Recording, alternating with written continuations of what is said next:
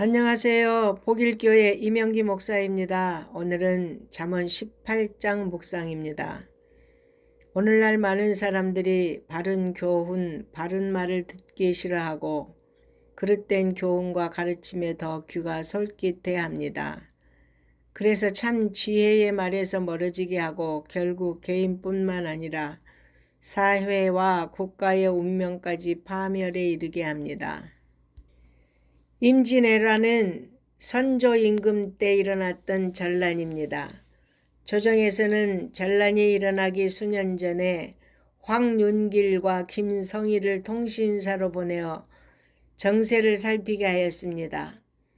황윤길과 김성희는 일본의 정세를 살피고 풍신수기를 대면하고 조선으로 돌아와 조정에서 사실을 보고할 때 황윤길은 도요토미 히데요시가 장차 내침할 것 같으니 대비해야 한다고 말했지만 김성일은 내침에 대비할 필요가 없음을 주장했습니다.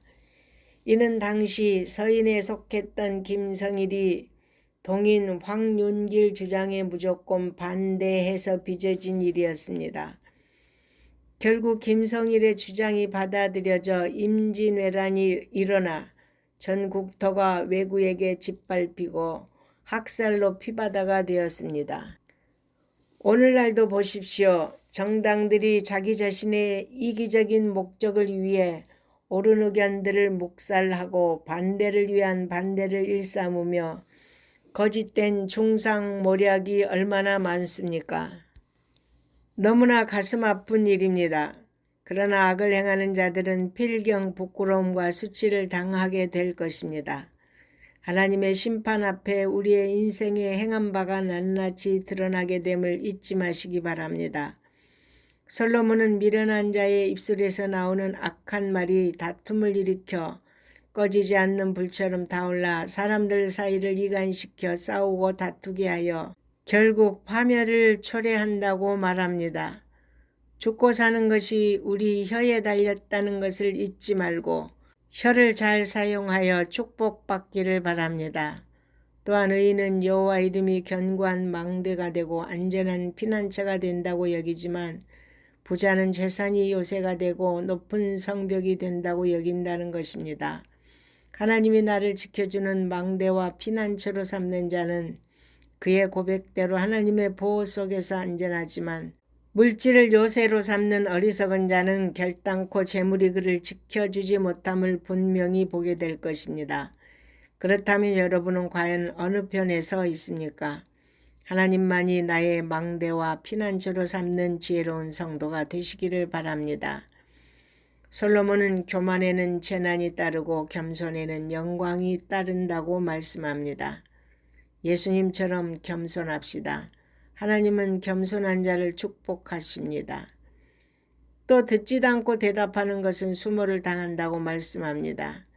심리학에서도 말하기보다 듣기의 중요성을 강조합니다. 잘 듣는 사람이 좋은 상담자입니다. 예수님은 가장 훌륭한 상담가로 상대방의 심령까지도 주의 깊게 듣고 문제를 해결해 주신 훌륭한 카운셀러였습니다. 또한 성도는 하나님의 말씀의 참맛을 알도록 말씀을 더욱더 사모하고 가까이 해야 함을 교훈합니다. 하나님의 말씀 속에 보화가 담긴 것을 알면 보화를 발견하기 위해 날마다 말씀을 묵상하는 지혜로운 성도가 될 것입니다. 제비뽑기에 대한 교훈은 16장 33절과 관련하여 사람들 사이에 주장이 첨예하게 대립될 때 더 이상 싸움을 지속하지 말고 겸손히 하나님의 뜻을 물어 거기에 깨끗하게 순복하라는 말씀입니다. 실제 성경에는 제비뽑기 예가 많습니다. 아간을 색출하는 일, 이스라엘 초대왕 사울을 선출하는 일, 가룟 유다를 대신할 사도로 마띠아를 선출하는 일 등에 있어서 제비뽑기를 사용했습니다.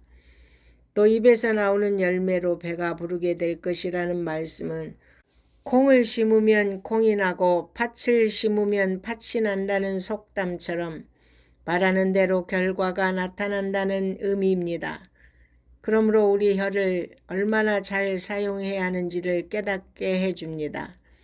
성도 여러분, 우리는 모두 복된 삶, 은혜로운 삶을 살고자 힘쓰고 있습니다. 이 같은 삶은 저절로 되어지는 것이 아니라 참되고 온전한 것을 분별하게 하는 지혜의 말씀을 듣는 자가 될 때 가능합니다.